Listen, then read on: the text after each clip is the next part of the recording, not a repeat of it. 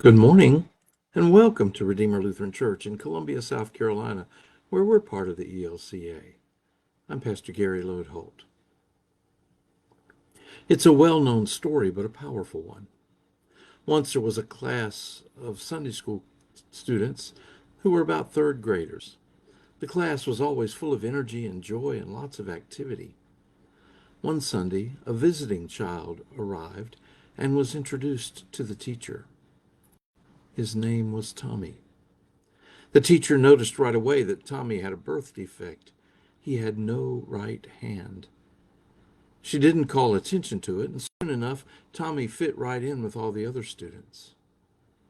When it came time for the class to end, she gathered all the children together for their closing ritual. "Okay, children," she said, and then she began with the children following. "Here's the church, and here's the steeple." And that's when she realized that she had forgotten about Tommy and how he didn't have a hand. She faltered, not knowing what to do. Then a little girl sitting beside Tommy held up her right hand to go with his left hand and said, "Here, Tommy, let's make the church together. Let's make the church together." What a powerful statement. As we gather this week, we are looking forward toward Pentecost this coming Sunday. And our focus for this week has been on Pentecost practices, the ways we can experience and live out Pentecost in our own lives here and now. Today, we will consider the practice of belonging. I saw a church sign that gave their motto, and I have to say, I liked it. It said, "Believing, becoming, belonging." That's a pretty good description of a church, isn't it? We are people on the road of believing.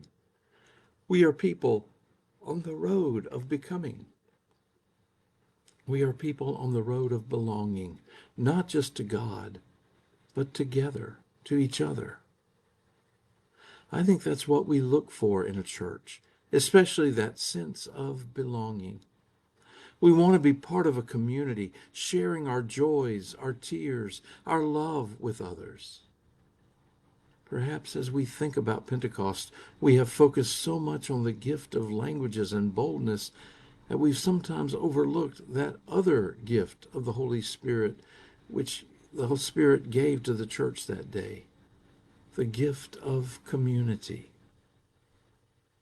The very end of the Pentecost story, after Peter's sermon and 3,000 being baptized, contains what might just seem like a summary statement at first, but it takes on powerful significance when you think about belonging and community. They devoted themselves to the apostles' teaching and fellowship, to the breaking of bread and the prayers. Awe came upon everyone because many wonders and signs were being done through the apostles. All who believed were together and had all things in common. They would sell their possessions and goods and distribute the proceeds to all as any had need. Day by day, as they spent much time together in the temple, they broke bread at home and ate their food with glad and generous hearts, praising God and having the goodwill of all the people. And day by day, the Lord added to their number those who were being saved. Their community, their gathering together, and their mutual dependence marked the earliest church. I think that's what we want to mark our churches now. Many times I've had discussions with people who have come from a church that did not have that kind of community and instead was facing disharmony. That's one of the worst things to ever be a part of. Nothing is right or as it should be. That's not the church God intends. But the truth is that while the church is a divine institution, it is also a human one. And since we are involved, sometimes we are less than what we should be. It's sad. And I pray all the time that we might be the community God would have. There are some powerful things that come from that community described in Acts. There was a powerful devotion to teaching, fellowship, breaking bread, and prayer. More, they lived in generosity as a natural overflow of spirit-filled hearts. Their lives were shaped by joy and simplicity as signs of the Spirit's presence. Then, mission flowed out from their community, not the other way around. In other words, they weren't waiting for people to come into their doors. They actively went out, searching for needs they could fill, feeding the hungry, helping orphans and widows, and telling anyone who would listen about Jesus and God's love. Aren't those the things we want in a church?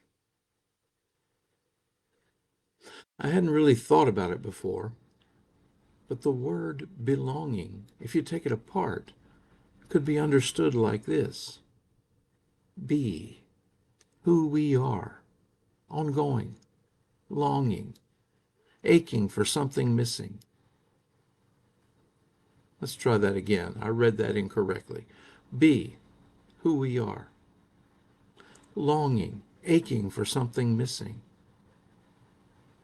In a world of people who are longing this way, may God's people find themselves be welcoming and be filling.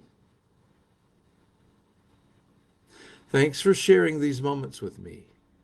And remember to let this day belong to God.